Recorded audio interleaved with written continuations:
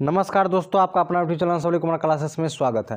तो आज हम बतलाएंगे सोशल साइंस, यानी कि आज जो एग्जाम होने के लिए जा रहा है क्लास 10 का जो पेपर होगा, उन पेपर के बारे में बतलाएंगे। उन पेपर में जो भी प्रश्न आएगा वो लीक प्रश्न यहाँ पर टाइपिंग किया गया, जो भी प्रश्न यहाँ करवाया जाएगा उत्तर सहित और सही प्रश्न उत्तर होगा और ऑब्जेक्टिव सब्जेक्टिव सहित सेट यहाँ पर बनाया गया है। तो वीडियो पर लास्ट तक बने रहिएगा। वीडियो आप लोग अच्छा लगे तो लाइक जरूर करें, चैनल को सब्सक्राइब कर लीजिएगा।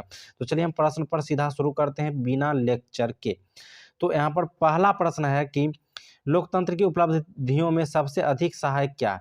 लोकतंत्र का उपलब्धियां जो उनमें सबसे अधिक सहायक क्या है कि विकासशील है, विकास हो रहा है। ठीक। अगला प्रश्न है कि भारत में पहली बार गैर कांग्रेसी सरकार कब बनी। भारत में पहली बार गैर कांग्रेसी सरकार कब बनी, तो इसका आंसर हो जाएगा 1977 ईस्वी में। अगला प्रश्न है कि आज विश्व के लोकतांत्रिक देशों में आर्थिक विकास दर कितनी है। आज विश्व के लोकतांत्रिक आर्थिक विकास दर कितनी है, तो 3.95%। अगला प्रश्न है कि लोकतंत्र में शासकों पर निम्न में से किस एक का नियंत्रण रहना चाहिए, तो इसका आंसर हो जाएगा कि ये जनता का। ठीक है। अगला प्रश्न है कि भारतीय रिजर्व बैंक की स्थापना कब हुई। भारतीय रिजर्व बैंक की स्थापना कब हुई, तो इसका आंसर हो जाएगा 1935 ईस्वी में। अगला प्रश्न है कि वाणिज्य बैंकों का राष्ट्रीयकरण कब हुआ था। वाणिज्य बैंकों का राष्ट्रीयकरण कब हुआ था, तो 1969 ईस्वी में। अगला प्रश्न है कि निम्न में से कौन संस्थागत वित्त साधन है। निम्न में से कौन संस्थागत वित्त साधन है, व्यावसायिक बैंक। अगला प्रश्न यहाँ पर हम दिखाते हैं। अगला प्रश्न है कि बिहार में क्षेत्रीय ग्रामीण बैंकों की संख्या 25 है। ठीक है। अगला प्रश्न है कि वित्तीय संस्थाएं किसी भी देश को डैश माना जाता है। वित्तीय संस्थाएं किसी भी देश को डैश माना जाता है, तो उसका मेरुदंड माना जाता है। अगला प्रश्न है कि व्यावसायिक बैंक कितने प्रकार की जमा राशि को स्वीकार करते हैं। व्यावसायिक बैंक जो कितने प्रकार की जमा राशि को, तो 4 प्रकार की जमा राशि को स्वीकार करते हैं। ठीक है। चलिए अगला प्रश्न को देखते हैं। अगला प्रश्न है कि भारत में सहकारिता आंदोलन की आरंभ कब हुआ था। भारत में सहकारिता आंदोलन की आरंभ जो है वो 1904 ईस्वी में हुआ था। अगला प्रश्न है ईस्ट इंडिया कंपनी भारत में अफीम की निर्यात किस देश से करती थी। ईस्ट इंडिया कंपनी जो है वो भारत में अफीम की निर्यात किस देश से करती थी, तो इसका आंसर जो है क्या होगा वो बतलाना। तो इसका आंसर क्या हो जाएगा, चीन से वो अफीम मंगाता था। WTO का पूरा नाम क्या है। WTO का पूरा नाम क्या है, तो WTO का पूरा नाम है विश्व व्यापार संगठन, यानी कि ऑप्शन नंबर डी से होगा विश्व व्यापार संगठन। अगला प्रश्न, जवाहर रोजगार योजना लागू हुई थी। जवाहर रोजगार योजना कब लागू हुई थी, तो इसका आंसर हो जाएगा 1979 ईस्वी में, 89 ईस्वी में। अगला प्रश्न है कि विश्व का अग्रणी युवा देश कहा जाता है। विश्व का अग्रणी युवा देश कहा जाता है, वो कौन सा देश है, वो भारत देश है। निम्न में कौन सा एक बीमारू राज्य नहीं है। निम्न में कौन सा एक बीमारू राज्य नहीं है, तो इसका आंसर हो जाएगा कर्नाटक। कर्नाटक जो है बीमारू राज्य नहीं है। इसका बाद आता है कि ऊर्जा का मुख्य स्रोत क्या है। ऊर्जा का मुख्य स्रोत जो है वो सभी हो जाएगा, यानी कि कोयला, विद्युत, पेट्रोलियम सब हो जाएगा। अगला प्रश्न है कि भारतीय रेल को कितने क्षेत्रों में बांटा गया है। भारतीय रेल को कितने क्षेत्रों में बांटा गया, तो भारतीय रेल को 17 क्षेत्रों में बांटा गया। भारतीय रेल को कितने क्षेत्रों में बांटा गया, तो 17 क्षेत्रों में। भारत में डाक विभाग कितने जोनों में विभाजित है। भारत में डाक विभाग जो है वो 8 जोनों में विभाजित है। अगला प्रश्न है कि फल्टा विशेष आर्थिक क्षेत्र कहाँ स्थित है। फल्टा विशेष आर्थिक क्षेत्र जो है पश्चिम बंगाल में स्थित है। भारत में पहली कपड़ा मिल कब और कहाँ स्थापित हुई। भारत में पहला कपड़ा मिल कब और कहाँ स्थापित हुआ, तो 1854 ईस्वी में मुंबई में स्थापित हुई। ठीक है। अगला प्रश्न है कि दक्षिण पूर्व मध्य रेल का मुख्यालय किस शहर में अवस्थित है। दक्षिण पूर्व मुख्यालय का कहाँ अवस्थित है, तो इसका आंसर हो जाएगा बिलासपुर में। बिलासपुर में। अगला प्रश्न है संजय गांधी जैविक उद्यान किस नगर में स्थित है। संजय गांधी जैविक उद्यान किस नगर में स्थित है, ये आंसर हो जाएगा पटना में। ठीक है। अगला प्रश्न है कि बिहार में कितने प्रतिशत क्षेत्र में खेती की जाती है। बिहार में कितने प्रतिशत क्षेत्र में खेती की जाती है, तो इसका आंसर जो है वो हो जाएगा यहाँ पे 60% में की जाती है।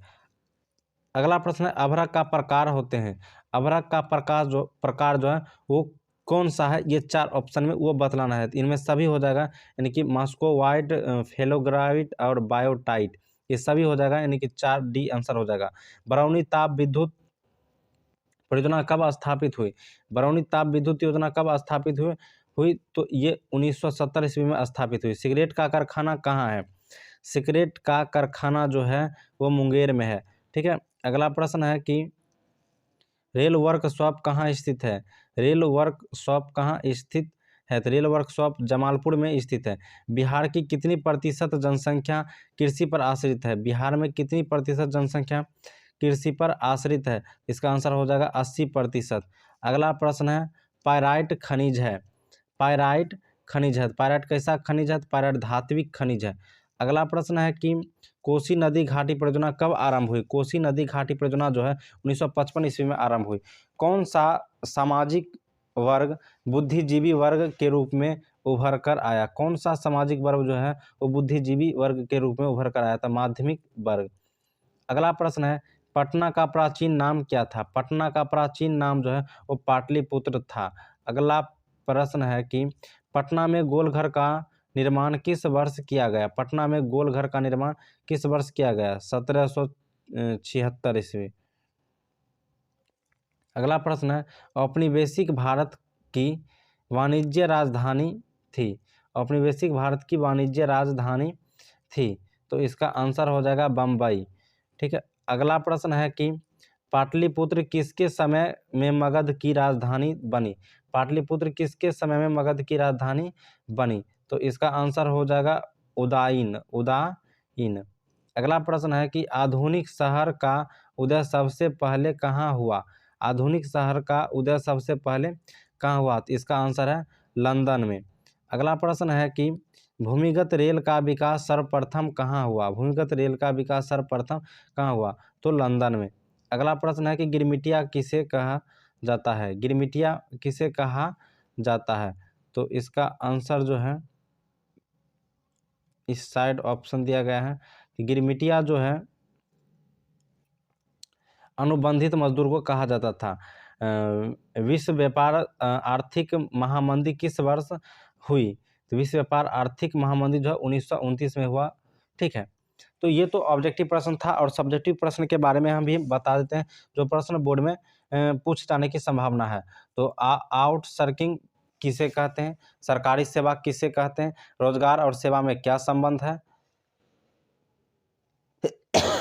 इसके बाद पूछे जाने की संभावना है सामान्य संचार व्यवस्था के बाधित होने के प्रमुख कारण को लिखें, या विनिमय से आप क्या समझते हैं ये लिखें, या आपको पूछने की संभावना है कि बिहार में किस भाग में सिंचाई की आवश्यकता है और क्यों, बिहार में धान की फसल के लिए उपयुक्त भौगोलिक दशाओं का उल्लेख करें।